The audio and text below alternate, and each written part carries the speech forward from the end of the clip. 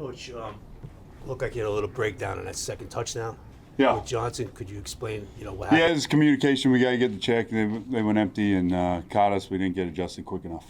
What do you think when you hear that Lamar Jackson's mom wants him to run more? Yeah, I mean he's a special player. Played against him a lot in my time in Tennessee. It's always a headache throughout the week, and even more so on Sunday. Special player, MVP candidate every single year. Continues to get better and better and better each year. Playing at a really high level right now. The legs are always in play, right? And that's the one thing. He can run it. He can hurt you with his legs, obviously. He's throwing the ball really well right now. So the X plays are showing up in the run game and the pass game for them. And then just the ability to create, right? Whether he's taking off with it and gaining yards or he's buying time in the backfield and letting those playmakers they have out there uncover, and he finds ways to get them the ball down the field. You had Derrick in Tennessee. What stood out about him to you in your time there? Yeah, I mean, I think the first thing is just the size, right? Like he's a outside linebacker playing running back. He's 250 plus pounds. Runs hard. It's going to be tough if you let him get downhill. Tough to bring down one-on-one. You got to get hats to the ball. It's going to take more than one guy.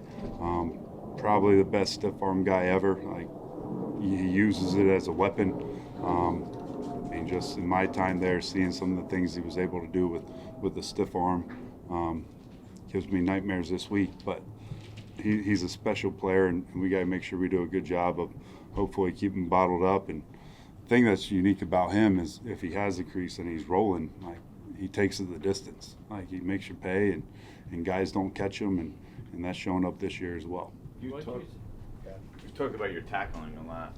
What's the key for you this week when you face a guy like him in regards to the I think on the perimeter you got to understand that the stiff arm's probably coming. You got to know what's what with that, especially the DBs as he's out there in space, and hopefully we can limit some of that space.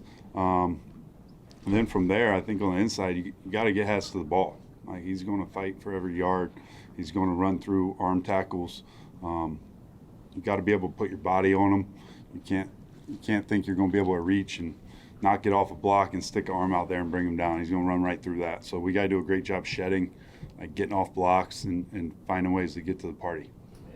I understand that every coach is going to say, like, injuries are part of the game, but do you almost feel like you're, like, meeting guys and then saying, hey, go start for us at this point? Yeah, I mean, again, it's happened in my experience in the NFL. It happens every year. And we brought some guys in this week and brought a guy in last week that went out and played. So I think everybody faces it. You kind of become not accustomed to it, but you have a plan in place, and we got to do a good job as a coaching staff making sure we get them up to speed and not overload them and give them the best chance to go out there on Sunday and play and show what they can do without having to think so much. So to that degree, what do you think of the way the interior defensive line played last week? Because I think a lot of people thought they were going to get overwhelmed, and box score-wise, they did not. Yeah, they did a good job. I think the technique and fundamental showed up. Like I think those guys did a great job attacking the line of scrimmage, playing with their hands, being vertical on the front side, creating some knockback where they couldn't really get downhill on us immediately. I thought across the board, all 11 guys, they were flying around. They were flying around, showing up in the run game, tackling. Trey Hawkins obviously had a great, hate to lose him, but had a great game for us, showing up on the perimeter and tackling as well. So, I think it was a concerted effort, and I was proud of the way they played. Probably more play style, like we talked about a little bit last week. It's more play style than it is necessarily scheme and what we're asking them to do. How much of a loss is Tyler Newbin and just the rookie season that he was having? Yeah, he's one of our leaders back there. Him and Jay Penn, they kind of run the show, especially with Bobby being out here these last few weeks.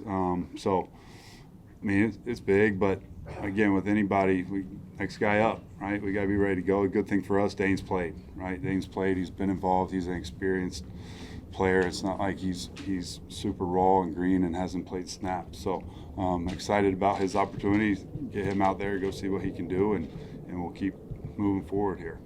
Shane, on Micah last week, McFadden. I mean, for an inside back and to have 5 TFLs, that's Yeah, I think the pretty speed. impressive. What did you see in him I last week? think it starts up front. Like I said, those guys were able to not let that guy get downhill, get started. There were a lot of perimeter things where we were making him bounce behind the line of scrimmage, and he played fast. He was flying around.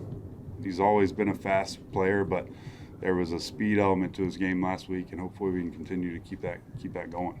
What did you think of the communication element? Obviously, you have a different. Good. I mean, different we play had callers in the opponent. one. We had the one down low. There was another one where we kind of got caught too. But for the most part, I thought he was solid with it. I didn't think it was glaring, other than really the red zone one where we were a little late getting adjusted. In the old days, when you had a mobile quarterback, you used to have somebody shadow him. I mean, is there something is that out now, or is that something you can occasionally use? Yeah, I mean, you can mix it in. I think, anytime you're doing that, you're stealing somebody from somewhere, whether it's the coverage element, whether it's the rush element where you're only bringing 3. So, you got to kind of weigh the balances of what you're able to get out of it, how you're truly able to affect them. I think the biggest thing for us is just whoever we rush, having the awareness of who he is, right? If we give him vertical creases, if we're giving up quick edges, like, he's going to make you pay. So doing a good job, doing our best to be coordinated, making sure we're taking away those lanes, because you got them. Like, unless you blitz 0, there's going to be lanes. So you got to be able to cancel them out and hopefully overlap and do some different things and just make it muddy for him where it's not so inviting for him to take off and go. From what you've seen, do you see, I guess, edge rushers kind of getting caught in between when they blitz Lamar? Yeah, I mean, I would say anybody on the field, you go on a one-on-one tackle with him, it's going to be hard, right? Like, no matter what it is, and then you get a bigger body dude, an edge guy, a D lineman, like, it's even harder just because of the athleticism, the nature of the beast, skill set wise. So I think all those one-on-one tackles are hard, like no different than kind of what we've talked about with Derrick. Like, we got to make sure we do a good job and get all blocks, and everybody's got to get to the party. Like, we can't have solo tackles.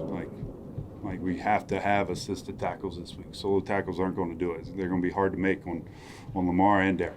So that's part of it. And then the thing about him is you could be rushing, you could have a good rush, and then he's gone. He's somewhere. He's moving the pocket. He's manipulating the pocket. He's stepping up, and he's moving backwards. So he's got really good movement skills and feel for rushers inside the pocket, when he's able to escape, when he should slide left or right to create a little bit more time. So it's a big challenge for those guys. We got to be relentless. Like, we got to keep rushing.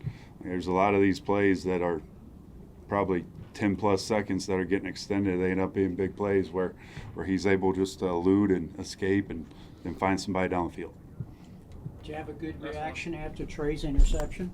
Yeah, I did. I was excited for him. I know. We just got to keep the guys healthy after they get picks.